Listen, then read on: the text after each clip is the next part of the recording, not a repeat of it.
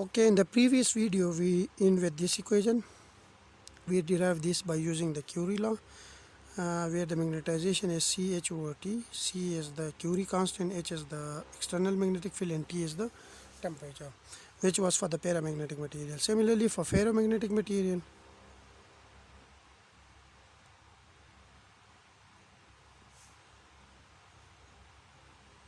we have the similar relation, but we change the constant by C prime, H by effective magnetic field, and T is the same. This was for the ferromagnetic material. Now, if we insert equation number 3, this one, here we get M is equal to C prime H minus lambda M over T. If we bring T and C prime to this side, we get MT over C prime is equal to H minus lambda M. From this we get H is equal to, bring this factor to this side, we get MT over C prime plus lambda M. H is equal to, taking M as M constant, common from this one, we get T over C prime plus lambda. This can be written as M T plus C prime lambda over C prime. From this we get H is this one, then M is equal to H C prime over T plus C prime into lambda. This is equation number 7. Now, susceptibility for the ferromagnetic material is defined as, for the ferro, it is defined as M over H.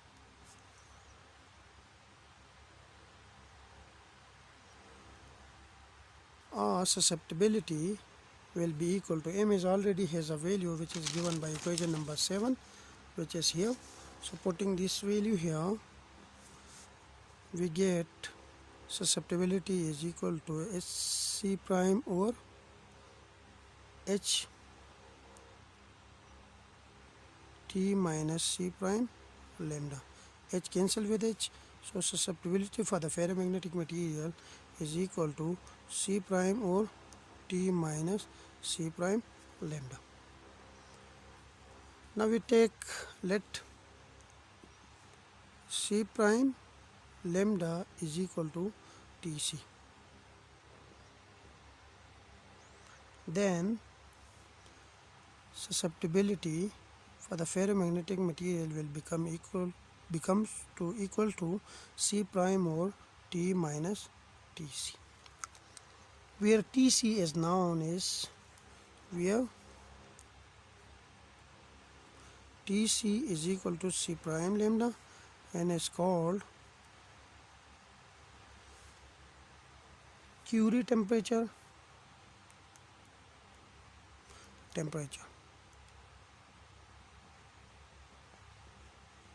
And this expression is called Wisse law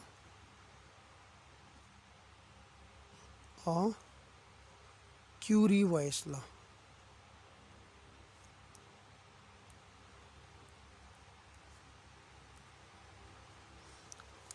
Now if we plot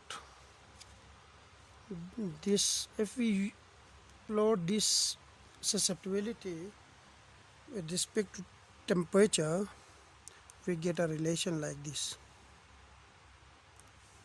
Now from this expression, okay, we get 1 over chi for the ferromagnetic material is equal to T minus Tc over C prime. So on this side we have 1 over chi for the ferromagnetic material, on this side we have T minus Tc. Now at T is equal to Tc, T is equal to Tc, at T is equal to Tc. When T is equal to Tc, then this side will become 0. So 1 over the susceptibility will become 0. But as we increase the temperature above T is equal to Tc, we have a linear relation. This is called Curie-Wisse law. Now, the consequences of this law are, first one is, when T is greater than Tc, like T is greater than Tc in this region, the behavior of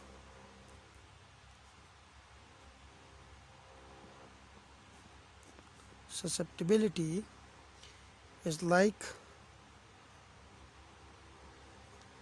paramagnetic substance.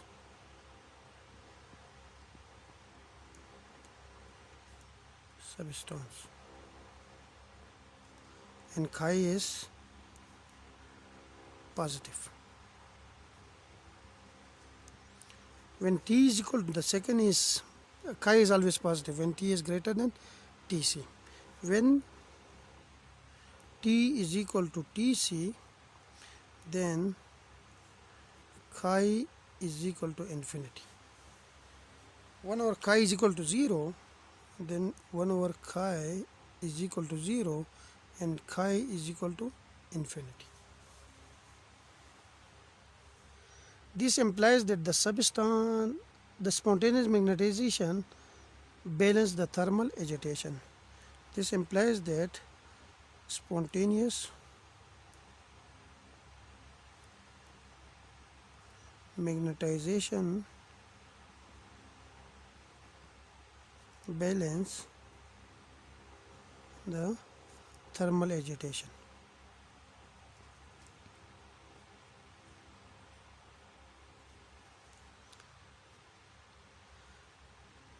And such temperature at which the spontaneous magnetization balance the thermal agitation is called Curie temperature, and this temperature is called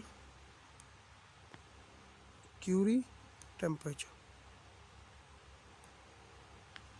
At this temperature, the susceptibility becomes 0, so it means that the materials become diamagnetic material. Now the given graph, if we plot the susceptibility is a function of temperature at T is equal to Tc, the susceptibility is infinite, and as we increase the T, the susceptibility become 0. Now this given graph shows that at T is equal to Tc, like at this value, the susceptibility goes to infinity. It goes to infinity. And as T increases, then susceptibility chi goes to 0. Now we know that susceptibility has a value which is C prime over T minus Tc. If T is very greater than Tc, then chi will be equal to C prime over T, because T is very greater than Tc. So if we subtract Tc from T, then it doesn't change too much, so we just write it as T. This implies that susceptibility is proportional to temperature. Now at T is equal to Tc, susceptibility is infinity. This temperature Tc is called Curie temperature.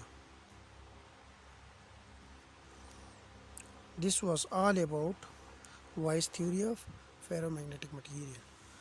So we start the Wisse theory by defining its two postulates. The first postulate was about the domain. what was the what is a domain?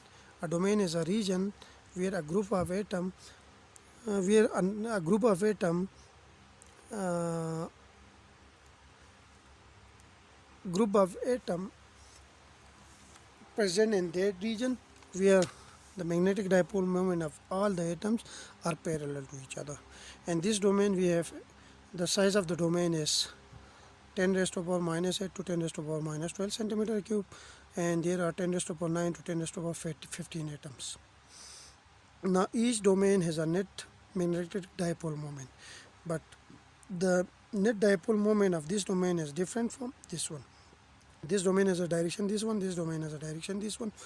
And if there is no external magnetic field, then all the domain directions, magnetic dipole moment, domain directions, magnetic dipole moment of all the domain cancel each other, and we have a net dipole moment which is 0. But if we apply an external magnetic field, then the net dipole moment of each domain ally itself in the direction of magnetic field. So all the domain magnetic dipole moment direction become parallel to the magnetic field. This was the first theory, first postulate. The second postulate was about molecular field or exchange field. Since there is a net dipole moment inside each domain, due to this dipole moment we have a net magnetization in each domain, and this magnetization is called spontaneous magnetization. Due to this, if there is a magnetization, it means that there is a magnetic field. So there is a spontaneous magnetization inside a domain, so there is an internal magnetic field created in each domain, and this internal magnetic field is present even in the absence of external magnetic field. This internal magnetic field is called molecular field. The value of this molecular field depends on the magnetization of this domain. If the magnetization is strong, then the molecular field or exchange field will be strong. If it is weak, then the exchange field will be weak. So there is a direct proportionality relation between exchange field and magnetization, and the relation is given by this. Then we introduce a constant here. This constant is called Wisse field constant. Now if we apply external magnetic field, then there are two fields now. One is the molecular field or the exchange field inside the domain, and the other one is external magnetic field. So the net field, which we call the effective field, is the sum of external field and the exchange field. Now if we use equation 1 and 2, we reach to this point, okay, and then we use the concept of paramagnetic material, and using the Curie law and the definition of susceptibility, we derive this relation. The same relation we define for the ferromagnetic material, but the only difference is for H, instead of H, we introduce H effective field, and then we put the value of H effective, and we derive the relation for the magnetization, and then we put that relation of magnetization and this susceptibility relation, we get a final expression which is given by this. Now from this relation we can say that 1 over chi f will be equal to T minus Tc over C prime. C prime is constant, so 1 over chi f just depends on T minus Tc. Here we draw a graph between 1 over chi f and T minus Tc. At T is equal to Tc, the susceptibility 1 over chi f becomes 0. But as we increase the temperature, 1 over chi f increases. And then we define, we discuss different aspects, like when T is greater than Tc, then the behavior of chi is like a paramagnetic substance. Because as T is increasing, then the susceptibility decreases, which is, and it's positive, its value is always positive, which is the same behavior we discuss in the paramagnetic case. And when T is equal to Tc, then susceptibility will be infinity. This was all about Wisse theory of ferromagnetism. Thank you.